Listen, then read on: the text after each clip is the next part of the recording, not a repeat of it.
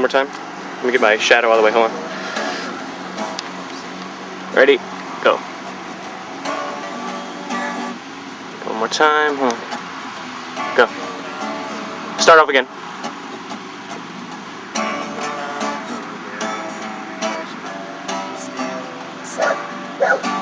Okay. Yeah, I like that one.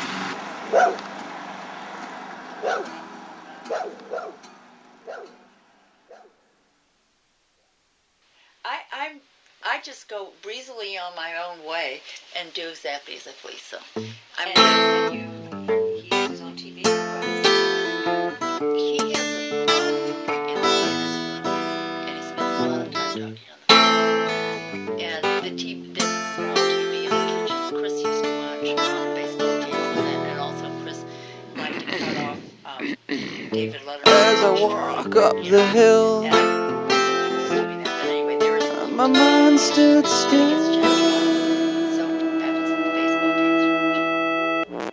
As the needle dangles from his veins, as she's in the bathroom, overdosing.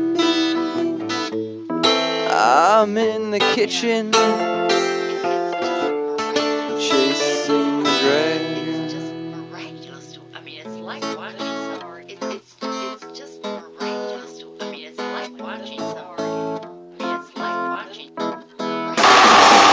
As she was in the overdosing, I'm in the kitchen, chasing dragons all the way around.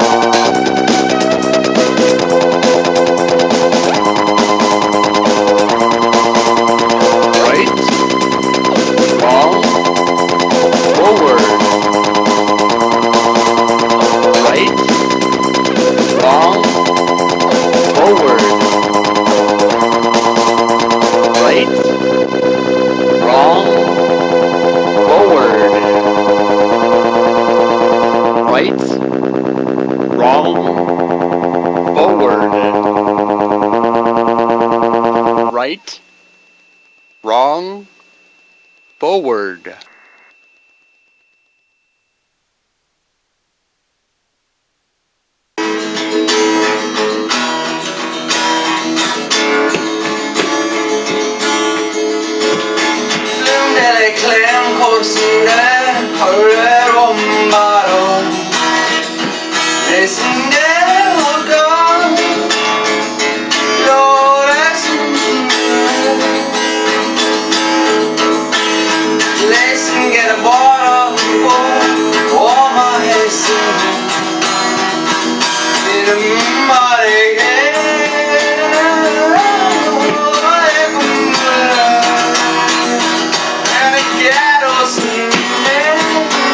Get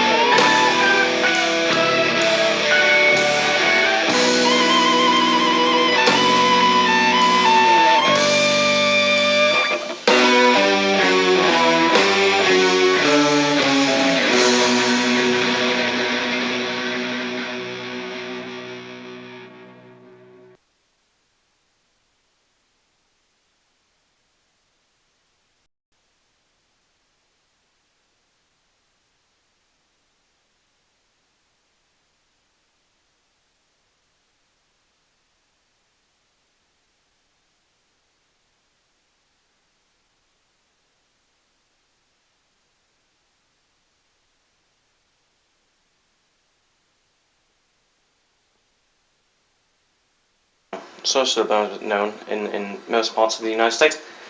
Now, Mr. Slurblown, please give me some background so the audience knows, where are you from, and what are you doing? I'm actually from a small town in upstate New York, about 5,000 people or so. It's a fantastic little town. There's numerous things never happening there. So I swiftly escaped. My base has been in Austin, Texas for a number of years, and also a city, New York. So. Now, where did the actual band Slurblown come from? How did it come into being, if you will? That's a good question, actually. I had a dream one night. I got up. I just awoke in my bed, like leaned forward. There were some words in my mind. Flum de la clem, ele horising klepto ora, a zine horimiorising de Slurblown. The Slurblown part seemed to penetrate the crust, the crustal kind of sensation you have when you first awake and there's really no sense of existence yet. And so that stayed with me there for quite a while. And it's been about 12 years or so now since I've done that. To be more specific, how would you describe the sound of your music, your musical style? It's quite eclectic, if you will. How would you describe that to yourself, so the common man would know? In layman's terms. You stated it well when you said eclectic. Eclecticy is a good word I'm enjoying. Eclecticy, yeah.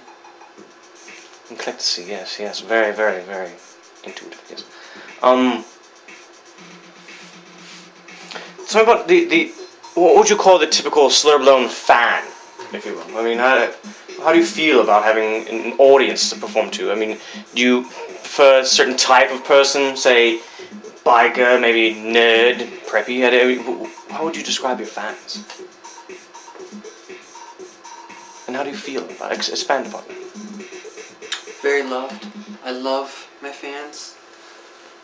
It feels, deeply, the love I feel, because I'm a difficult endeavor to find peace with, to come into and enjoy as your own. I mean, if someone can grasp Slurblown and hold it here, it's just a beautiful thing. And of course, I have I'm very underground.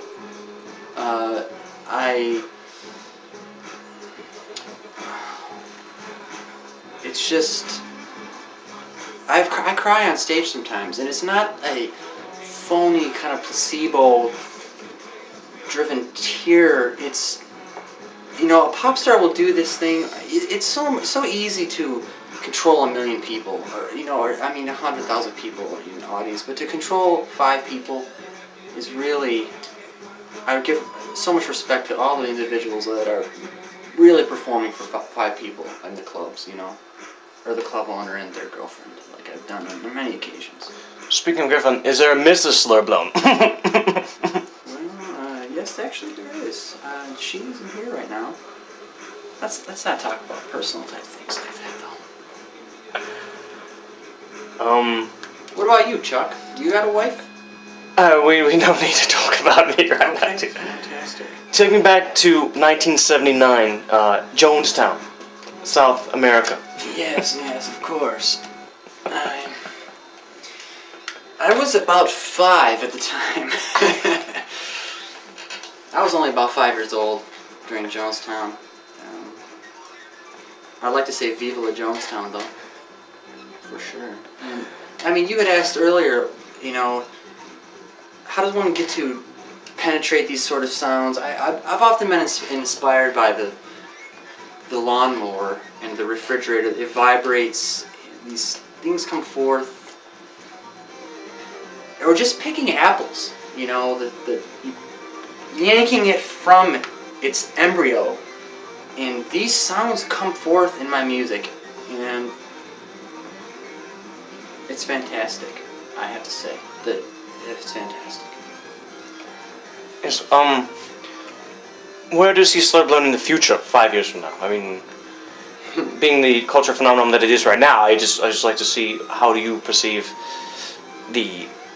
You're going through the embryonic stage, the zygote phase, the actual birth of the sound and music.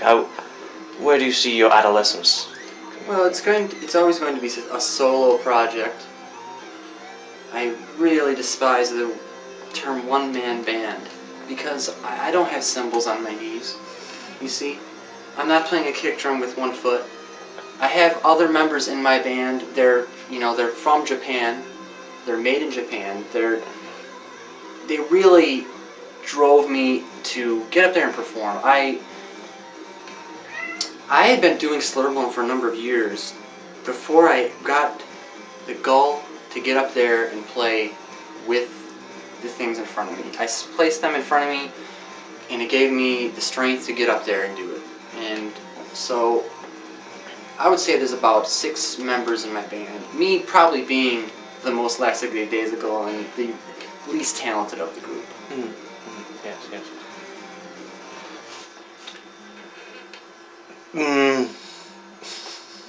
Do you like pizza? Pizza? The Italian food? Yes, yes, yes. I do like pizza. Afterwards, I don't like how I feel about it when I eat it. I prefer to eat avocado. Say there was such an invention as a avocado pizza. How would you feel about that? Well, I think you're just getting silly. I think that you're just getting a little bit silly. Speaking of who are your influences? Where do you draw your muse from? What is your muse? Two-part question. One of the best shows I've ever saw was in a bathroom with about 11 people. I really despise myself for not being able to recall the name of the group. I know Rainbow was in the name, something Rainbow, and the gentleman played through an amp with his machines, and it was amazing. There's 11 of us in the bathroom there with him. It was amazing. That was an influential moment in my life. So that was very inspirational to you, you'd say. Yeah. It actually made you. I did say that already, right? I think, yeah. As far as more popular type of endeavors, the Awesome Cool Dudes, excellent. The Muppletone, Stinky Del Negro, Addict's Ted, and Propagander. They all would call me on the telephone or email me and ask me to play shows. And I can't thank them enough for that. It's to be... Yeah, I'll carry that with me for a long time. Yes, I see. Do you subscribe to any sort of Eastern mythology, any sort of religious, any sort of philosophical meaning? I found quite a bit of peace in some Buddhist endeavors, some Zen. I've read a couple of books on Hinduism and things. It's hard to get a hold of those types of things in this